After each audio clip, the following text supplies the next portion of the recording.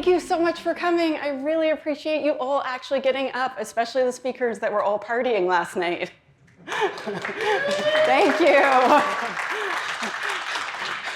I am competing with coffee and sleep, so I appreciate you all being here a lot. So I want to talk today about maturing your AppSec program, and I also want you to think today and tomorrow about how much you've learned at this event and how maybe you should check out the monthly OAuth chapter meetings, which don't cost money and usually include free food. I'm the biggest fan of OWASP. I've been a member for a decade. I've been volunteering for a decade. I'm a lifetime member, and I'm like the biggest fan. I love the OWASP community. I ran my own chapter for many years, and then I help run the local chapter where I live now because I moved. I will talk to you all day about it if you allow it, but instead let's talk about AppSec programs that we need to mature. So I'm Tanya, and I was a software developer a long time, and then I switched to AppSec, and then I started talking a lot, and then I've had weird jobs of talking about AppSec. But also for the past 5 years, I've been consulting at a company called IANS Research, where I've met with almost 400 different AppSec teams over the course of those years and helped them with their programs. And this talk is a result of that research. And so what are we going to talk about today? We're going to talk about 3 common models I see for AppSec programs that are not that great. And then we're going to talk about why they aren't that great. And then the best part, we're going to talk about how we can, if you recognize, hey, we're kind of doing that one, the exact steps that I do with teams to help improve their programs. So you can get a better return on investment, so your organization can be more secure. But the funnest part is so you can actually get along with all the nice software developers and have a better culture, kind of happier place to work. Because when everyone gets along better, you'd be surprised, we tend to get better work done. It's weird. Does it sound like I'm feeding back and clipping a bit, or does it sound okay? Can I get thumbs up or kind of like, yeah, okay, sound guy, could you please come and fix that? Thank you. Okay, so, I already told you how I conducted my research. So I'm Tanya, and if I brush my hair, it looks pretty good. I've written a book, and my next book comes out in February. It's called Alice and Bob Learn Secure Coding, and I'm super pumped. I've worked in tech a long time. I started some things, I advised some people, and I do some research. And so hopefully you're like, she seems all right. I'll stay. I'm not going to go in the hallway just yet. I want to talk maturity. And so I'm going to start with, so a lot of people are like, why don't you use common maturity models like SAM, BSIM, NIST, etc. DSOM is a new one that's really good. So I'm going to say this super delicately. Most companies that I talk to are nowhere near being able to do one of these. A lot of them are so far off. When I start talking about SAM, they look at me like I'm from another planet. And like I show them all the different areas of SAM, and they're like, just doing one of those sounds impossible. And so if you're working with a company that is ginormous, like Microsoft, they have tons and tons of resources, they have tons of people, they have a giant AppSec team. But often when I'm called, first of all, there's like one person and they're like, I am the AppSec team. Hi, I'm Brad. And they're working their buns off, right? Or maybe there's 2 or 3 people, or maybe 4. And trying to do all of BSIM sounds like, oh my gosh, we'll all burn out immediately. And so I have to start smaller. And so just to be clear, these are great. These maturity frameworks taught me a lot, and I refer to them a lot. I find them very helpful, but if I try to approach a client with one of these to start, most of them get scared and don't want to call me back. And so just to be clear, they're awesome, but they're just too awesome for where some of us are starting. I literally am helping companies. Like in January, I met with a company that I guarantee you all know the name of, a very big company, starting their first AppSec program in January of this year. So like there's lots of companies that still have nothing, right? And they all need to start somewhere. They all deserve help. And so we're starting a bit below SAM. Okay, so on to the models. This is my favorite OSI model ever. And you know, you have to have some cats or you get kicked out of the conference, right? Just kidding. Okay, so, after this slide, I'm gonna use silly, because there's AI everywhere, as we were told in the intro. There's gonna be silly AI images throughout the presentation, and you are allowed to laugh when you're like, why does that person have 4 arms? Why does that person have 12 fingers? Why is their left hand on the right side of their body? So like I saw the things and I was like, you know what? I think they're funny. Maybe my audience will too. It's up to you. Okay, so first of all, how is my sound? Is it better? Can it thumbs up? Yeah, it's still kind of so-so. Okay, well, sound guy, if you want to play with it and improve it, that'd be great, except I don't see him. I'm not wearing my glasses, so we'll see. Thank you. Okay, so the first model, I call it just pen test the important stuff. Who here has worked with companies that do that? They're like, yeah, like we have 2 apps that are really mission critical. We're gonna pen test those. We're gonna fix some of the findings. And that's our entire AppSec program. This is pretty common. Like if we look at it, it's extremely common. So they don't have a formal system development lifecycle, or if they do, how do I word this? So if they do have a formal system development lifecycle, not everyone's doing the same one. So it's like we have half of us doing waterfall, we have like another 30% doing agile, and then we have 20% saying they're doing DevOps, but really they're just playing with pipelines and they're not doing the rest of DevOps. And that's cool, that's okay. We're all at different stages, and I'm not here to judge, I'm here to help, right? So, but on top of that, they often have a super mixed up tech stack. So it's like, we're doing Java, we're doing .NET, well, we're doing Ruby, well, you know what, we love Python. And it's just like, oh man, I have to secure so many languages. Oh, and we're using 12 different versions of .NET, and we're using like 6 different versions of Spring Boot. And I'm like, why? There's code everywhere. So maybe they're like, oh yeah, we're all totally using GitHub, but there's like 12 instances of it. And I'm like, oh. And then there's some like weird rebel that is using like Visual Source Safe. And they're like, and they're 10,000 years old and they live in a cave. And everyone's kind of doing their own thing. And it's really hard to do AppSec in a place like that, but you still have to, right? Okay, so why is this model bad? I put dragons because I think dragons are cool. Okay, so why is this model bad? This model is bad because, first of all, your coverage is like the pits, right? You are testing like 2 of your 200 apps. So obviously the rest is not doing well. It's expensive. So if you are just paying a pen tester to come at the end, pen testers, like good ones, are not cheap, right? But on top of that, you're fixing the bugs as late as humanly possible, right? So you're paying the most for those bugs, and you're gonna spend the most fixing those bugs that you could instead of finding them earlier.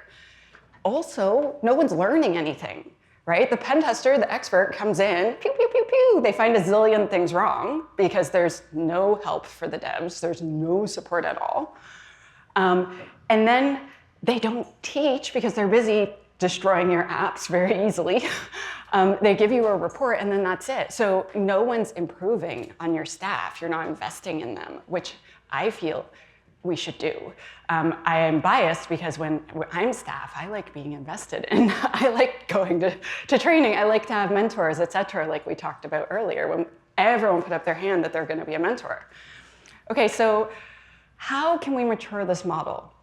So I'm sure you all have like 100 ideas, but this is usually what I start with. So I start with some secure coding training, and at the end, I'm gonna give you a link to free training that is online. So the training that I did for LASCON yesterday for free, where all the money went to OWASP Foundation, it's pre-recorded and free, available at the end of this. So all of you are like, there's free stuff. Okay, so then I have 2 plans. I have the we have some budget plan and the we have absolutely no budget plan. I've worked at a lot of places where my budget is only, you have a lot of time. You have no budget for more staff. You're a super awesome team of 1. I'm gonna give you no tools, which is part of how I got to know OWASP so intimately. I was like, look at all the free amazing things. So we're going to talk about the no money plan, and then the if you have budget, add this on plan. So no budget.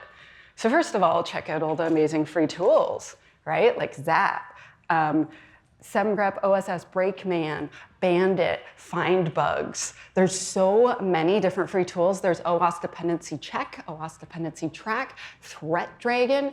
There's so many amazing OWASP tools and other tools that are free. And there's a lot of paid tools that have a freemium version where if you are a very small team, you can still use them. Right? Like really big companies, they should pay, but if you are a team of one, there's often a lot of tools that you can use for free. So be thrifty. Next, create a secure coding guideline. The free training I'm gonna give away includes the world's most basic one. There's only 17 things, so it's quite short. But if you have no secure coding guideline, it's way better than what you have now. And then you just add on to it over time until it's really good. Then I like to, so every time I start a project, I want to have some requirements for that project. So every new app that you're building, maybe you're like, okay, so you have to scan it with this free tool we got, and you have to fix any highs that you find, let's say. And then also, like let's say you're doing an API, you're like, well, it's going to be public facing, which means it needs to be behind our gateway. Whatever your requirements are, you have a list for every new project. So every new web app has some, every new API has some, serverless, etc. Put all your code in the same place, please. We need to be good code librarians. Who here was the code librarian at all the places they worked? Okay, represent anal retentive people like me. We need to have all the code in the same place. We need that person that shepherds all of us to have all the code together so we know where it is, so we know it's backed up, so we know it's safe, so we know what versions we have, so we know it's documented, but so that we can scan it. So if all your code's in the same place, you can have tons of automated scans run all the time. If your code's in 12 different places, that's very hard to do. And then if you have a lot of social currency that you can spend, you have a lot of time, you can push for everyone to try to do sort of the same system development lifecycle. I realize as the AppSec person, you are absolutely not in charge of this. This is you trying to use all your persuasion skills, all your negotiation skills, all of your maybe advocacy skills to try to talk them into like, what if we all did the same SDLC and every single time it was the same? Crazy ideas. This will help you get your job done better. So even if it takes a year for everyone to move all their code to the same place and everyone starts using the same SDLC and maybe you have a CI/CD that you're using and then you can do testing and it's awesome. All of that work that you do to persuade them to do that's good for all of IT, not just for you. Okay, more no budget. So instead of just pen testing your most important apps, also do a threat model. There's going to be some at least one really cool talk about threat modeling during this conference. If you want to learn more about threat modeling, OWASP has a lot for you. So look up OWASP and threat modeling, and then the 37 first pages of Google will be really great. If you are allowed, share information with your software developers about past security incidents to do with your software. So I know some we can't, but if you can, if it's possible, like, hey, we had this injection vulnerability and it got reported to us and we're really lucky no one bad had exploited it. Someone had found it that is a nice person and this is what happened, this is why it's bad, etc. Or maybe you have a really bad story that you want to share. But when we tell them what's going on, a lot of them are very surprised. A lot of them have no idea that we're being attacked all the time. This morning, I was sitting in the hotel waiting for my cab, and there was a thing saying how that Georgia defended itself against a cyber attack. I'm like, yeah, it's a day that ended in Y. Of course they did. We're all defending all the time, a million times a day. This made the news. I'm like, well, that's kind of cool. Right? But all day long we're doing that. The public's like, ooh, ah. So scan your code base for secrets. If you have an intern or a super junior person, this is an awesome job for them so that they feel valid and useful, because it's not very hard and there's super low risk for you. There's paid scanners and free scanners, whichever scanner you choose. If you find some secrets in your code and you do better, which we'll talk about later, I think that you can avoid some security incidents and avoid some large cloud bills, avoid some data breaches. Life is good.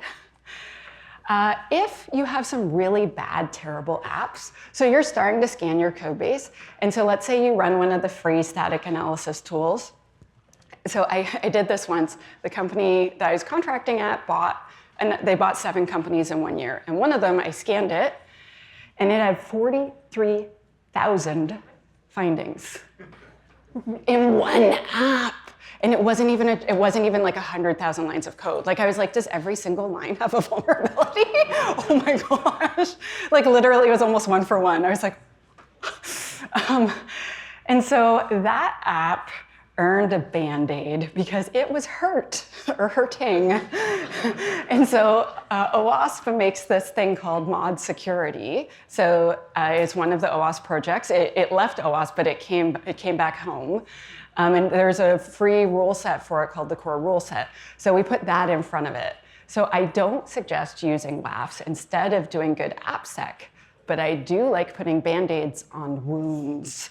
And some of your apps might be wounded. Lastly, you still pen test the important stuff, except for now the results don't make you cry. So this is like a huge, you can really improve in a year doing that. But now imagine you have budget. Imagine you're this lady. She's like, I have budget. You would hire another AppSec person. If you don't have one at all, which is usually the case, you don't have a full-time person.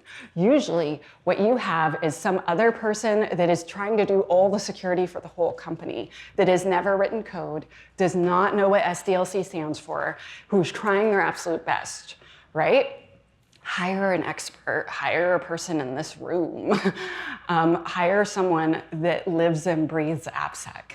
This will be a ginormous, incredible improvement.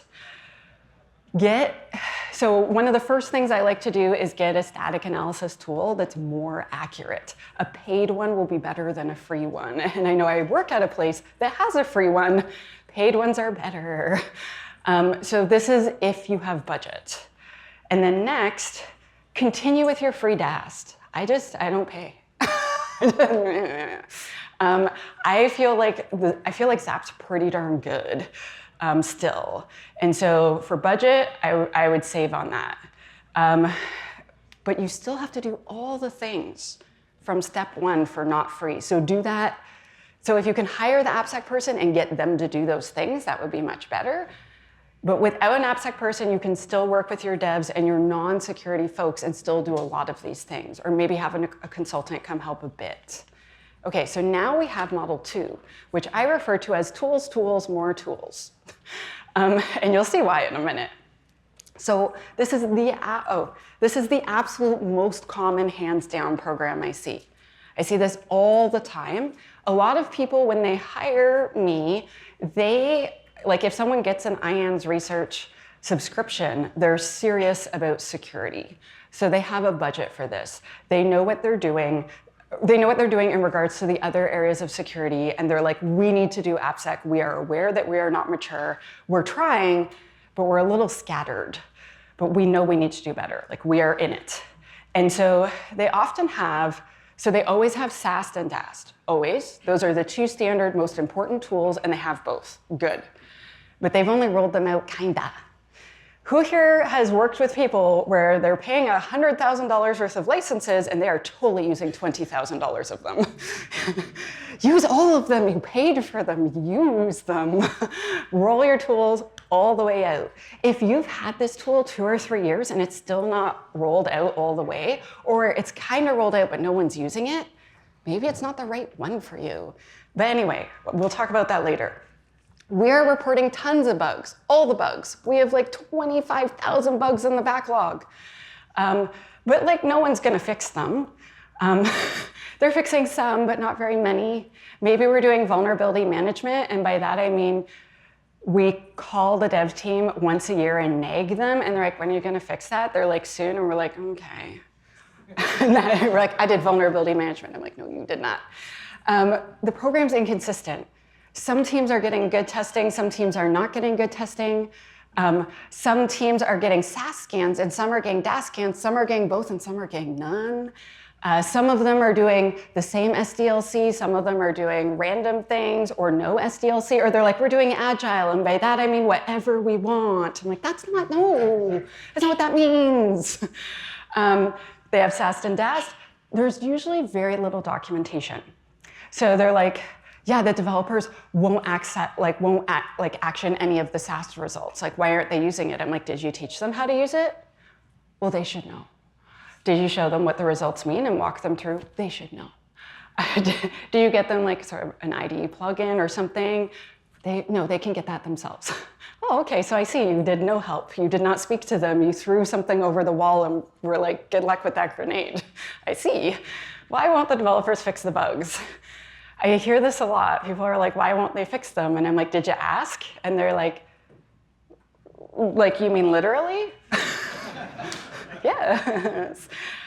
So why is this model bad? There's so many reasons, but the main reason is you're paying a decent amount of money, you're spending a decent amount of time, but you're not receiving a decent amount of security assurance, right? So we're not talking to the devs, we're not teaching the devs, we're not creating a culture of trust where they feel they can come to us, we're not making them feel supported. We are getting, we're way better than nothing, way better than the first model. But we're not reliably releasing secure software. Like every single new release, I want it to be at a certain level. And all that legacy stuff that we have, I want to have a specific goal of where I want it to be, and I want us to be chipping away at that on the regular. Like every month, I want to see some of that backlog either be eliminated because we actually fixed things, or because we added mitigating things like an API gateway or WAF or whatever, or we actually looked at the context and decided it wasn't a legitimate business risk and we removed it from the backlog. But I want that mountain to shrink, and it's not. So how to mature model 2. So do all the stuff from the previous maturity model. So we're getting into some of the weird AI images at this point. So I asked them, give me an image of a little girl getting older and older and growing into an old lady. And this is what the AI gave me. And I was like, I'll take it. It's not what I imagined, but let's do it. So everything we already did, we're going to do it with this amazing image. And then ideally, you want to hire more AppSec folks, but you need to be careful here. So when you get past the one AppSec person model, you need to be very careful that you don't hire only pen testers or only the AppSec folks that don't pen test. Because there's many types of AppSec folks, but you need one super badass that breaks all the things. You need at least one. And then you need at least one person that goes and talks to the devs and does things like pair programs and is like, I'm gonna teach you this and I'm gonna automate that and I'm gonna be that Care Bear OWASP person. Because you still need to break lots of things. That's important, but you also need the opposite. And I've seen some teams where it's like, they have 5 pen testers and that's all they have. And yes, they crush things and they do really well, but the devs are like, how do I fix this? And they're like, I broke it again, yeah. Or you have like lots of me and we're like, I'm gonna pair program with you, but I'm not finding the super advanced bugs that pen testers find. I am not an advanced pen tester and I'm okay with that. Right, so you need to get both kinds of AppSec folks. I like to reassess my tools at least every 2 years. And I realize I work for a vendor, so please try to put that aside. Even if you are our customer, every 2 years, you should look at your tools and be like, do the devs hate it? Right? If they hate it, doesn't matter. It's not the right tool for you. Are they not using it? Are they like allergic to it? It's not the right tool for your team. It could be an amazing tool, but not for your team, right? Is it not finding anything new anymore ever? maybe it's not the right team for your tool. Maybe you've moved away from like doing monoliths and you've moved over to doing this whole microservice architecture thing. Maybe the tools you have aren't the right tools for you, right? So take a look at all your tools and see if you're satisfied. And then either renegotiate or try to see what else is out there and see if you can do better. I've worked with companies before and they're like, the tool's okay. And we did this whole thing, and then they decided they really loved that tool and kept it, but most of the time we move on.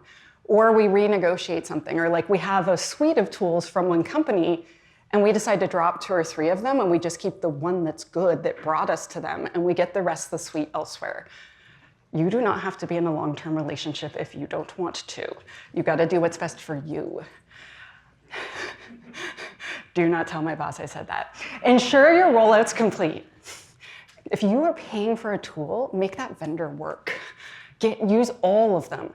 Sometimes when I negotiate, I know it's so some tools you just press a button and it rolls out. Awesome, good, right? But some tools you have to like edit every single CI. You have to do like 1,000 things to roll it out. That's okay. But what you can do is, let's say you're negotiating like a 1-year deal, be like the first 6 months, I just want to pay for half the licenses because I know it's going to take me 6 months to roll them out. And then the second 6 months, I'll pay for all of them. You can do that. You are the boss. Provide advice and support. This is the hardest one of everything in this entire, hiring an AppSec person is the second hardest one. This is the hardest one. Having time, talking to them, answering super hard questions. For anyone that was in the training with me yesterday, they asked super hard questions all day, which to me makes it interesting. But like, when I first started doing AppSec, devs would be like, well, what about this? And I wouldn't know the answer. And quite frankly, I would often go to an OWASP chapter meeting and then I would ask all of my friends and we'd all discuss and then I'd come back to work the next day looking like the smartest person ever. And like, haha, I just have really smart friends. But providing support and feedback for devs and building trust and helping them is literally the best part of your job. It can offer the most value because the first time they come to you, that question might be simple, but the second time they come to you, that question might be the difference between them implementing the encryption that they're supposed to implement versus rolling their own. And I know that we make jokes about rolling our own crypto, and I have seen it. I have seen it. But like you building trust with them means they will bring secrets to you that you wouldn't know. And this is very valuable, even though it's hard to make time for. Manage incidents better. So many places I would go to do AppSec and I'm like, listen, I would like to just do AppSec and not do incident response all the time. And they're like, we don't have any incidents. And I'm like, oh, this is gonna be terrible. That means you're having tons and don't even know.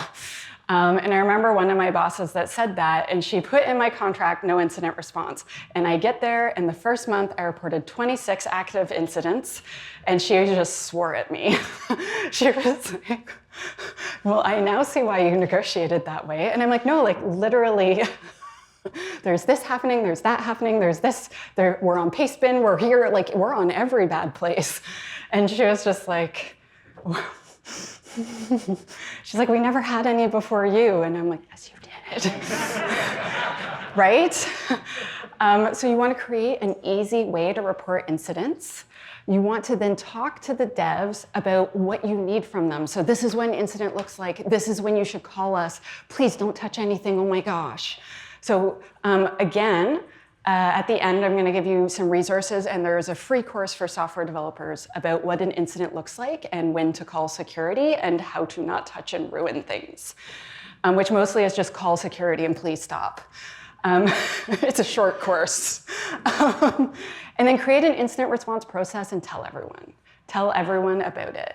How many minutes do I have left? You got about 10. Perfect. Okay, model 3. I call this the stranglehold giant spend. Imagine a cat in a really, so I have stepchildren and one of them's 8. And when he was 6, he like loved cats and he would pet them very enthusiastically backwards. He would hold them and just like be petting them. He's like, I love kitties. And I was like, And he's not hurting the cat, but he is annoying the cat beyond, and then he'd be like, why'd the cat scratch me? I'm like, well, sweetie. So I like to think of this as someone petting a cat very enthusiastically backwards all day. Have you killed the cat? No. Does the cat want to murder you? Yes.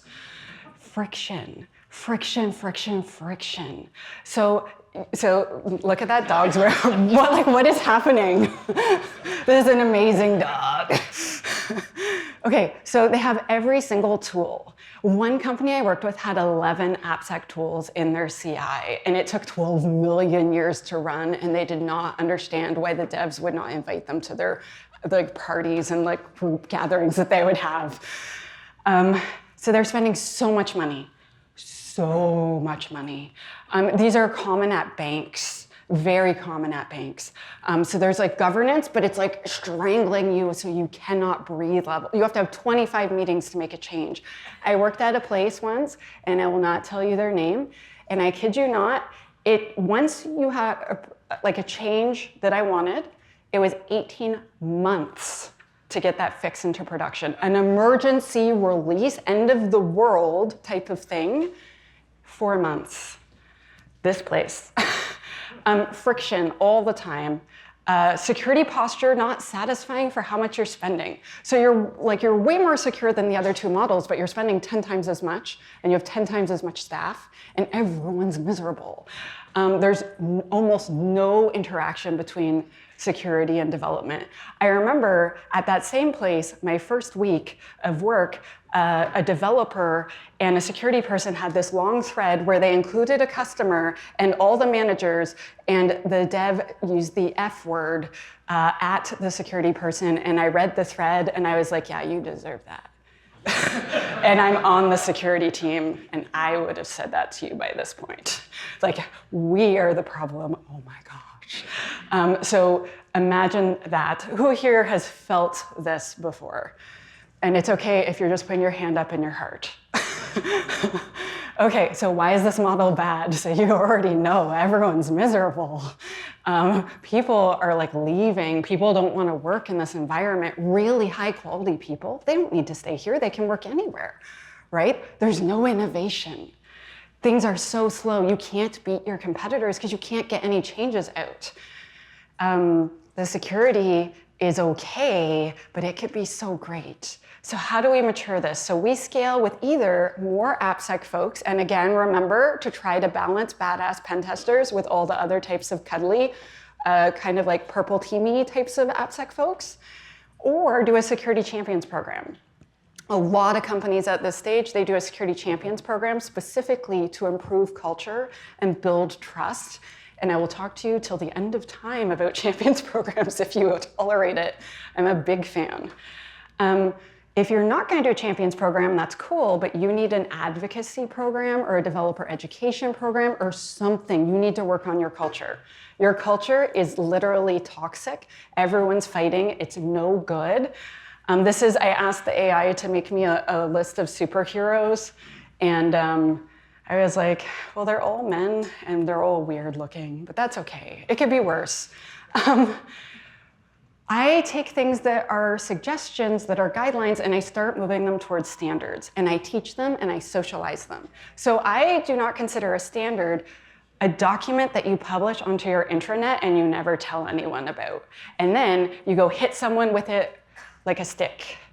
That doesn't work. Instead, I write a fancy standard or policy or whatever, and then I write a summary in real words that developers understand. So I don't say things like session IDs must be ephemeral. That word means nothing. No one can code to that.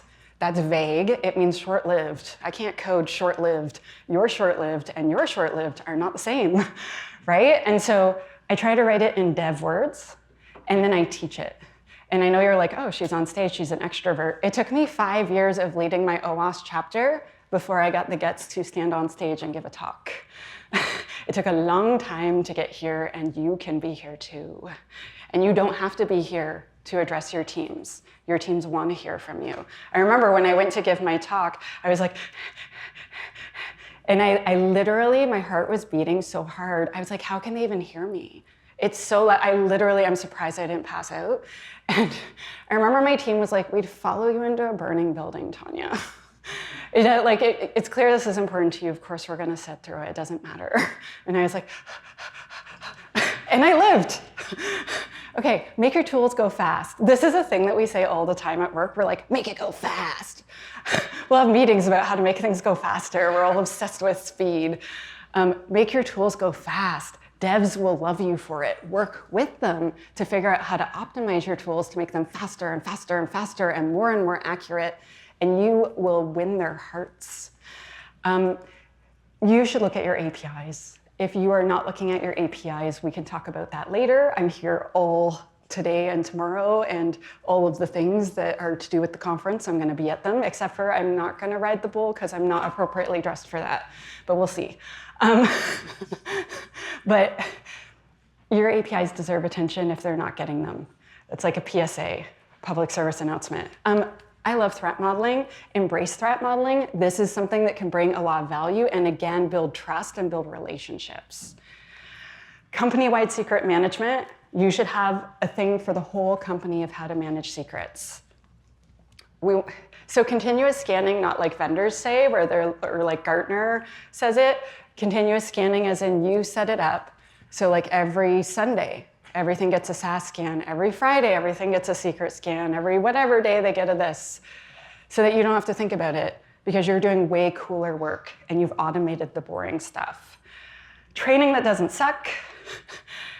If you have a WAF, consider upgrading to like a RASP or an IAST. Sorry if you make a WAF, please don't come beat me up.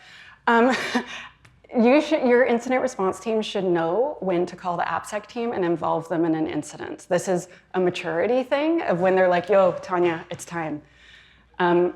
If you don't know your AppSec or your incident response team, go meet them. They probably want to meet you. Data-driven approach. See the big smile? It's because he's got data. I love using data to improve my programs. You probably are running scans. You probably have tons of data that you don't even realize it. If you have a data science friend, talk to them about it and they'll help you start to understand data and you'll be able to do so much more. Like it is a renewable resource that's super valuable that sometimes we overlook. Conclusion. So we learned common AppSec models, 3 of them, how to identify them, how to mature those models, and build an awesome AppSec program. You might want to get your phones out for some free resources. It is up to you. 1, SemGrep Academy with the free secure coding course I talked about. There's also AppSec course, so nothing in the academy costs any money, but they will put you on the marketing mailing list. You've been warned. But it's not that bad, and my team writes it, so I think it's kind of fun. Next, I wrote a book. The purple one came out in 2020, and the yellow one's coming out in February. I'm biased, but I think it's good, and my mom said they're pretty good too. She might have just read chapter 1, and chapter 2, actually. Cyber Mentoring Monday. So we were talking about mentors earlier. Every Monday on Twitter and now on LinkedIn, I am running this program where I tweet this out and some people offer to mentor and some people ask for a mentor. If you have worked in AppSec for 2 years or more, you know enough to mentor someone. Please consider giving back. This is like a friendship that could last forever. Like some of the people I've mentored, they're way more famous than me now. Some of them, like we end up getting to work together on projects. Like one of them booked me at a conference the other day. Usually it's the other way around with her and I. So things like you get to just see this person blossom in this amazing way and have this amazing, trusting, professional friendship and relationship. It's so rewarding to mentor and be mentored. Anyway, I believe strongly in such things.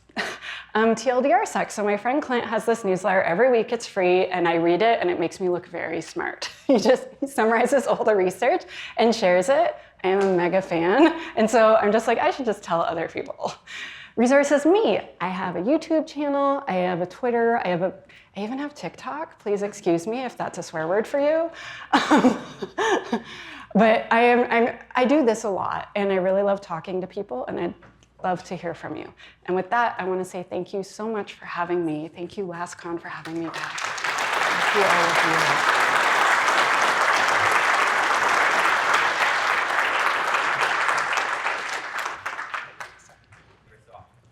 Okay, so he's asking about if we're going to change tools every 2 years, what about all the history? What about all the audits we've done? A lot of tools, you can import that. So if you get one SAST and then you buy a new SAST, sometimes you can bring those in. Another thing you can do is, I'm sure that Matt's in the audience somewhere, so I'm a huge fan of Defect Dojo. I like to port a lot of all my tool stuff in there, even though so each tool has this beautiful dashboard that doesn't show me my other tool stuff.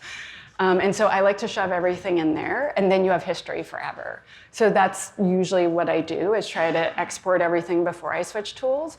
And also sometimes I use more than one of the same tool if I have that option. So sometimes so when you consult, you have to use whatever they say. But sometimes I can still bring tools. So could you maybe put together a talk for next year about measuring what you do to measure the efficacy of a tool? Maybe a maturity model for measuring tool efficacy? Because isn't it really about impact, not mechanics? Yes, so I love this. So he's saying next year, could you put together a tool or maybe a blog series, I think could work too, because then you don't have to wait a whole year, about how to measure the efficacy of a tool and the return on investment. So I have a talk about metrics on your program. And so yeah, I should look at, that's brilliant. I like it. Oh, so I don't think we have time for more questions, but what I'm going to do is go stand out there and talk to anyone who wants to talk to me. And I want to thank you all so much. Thank you.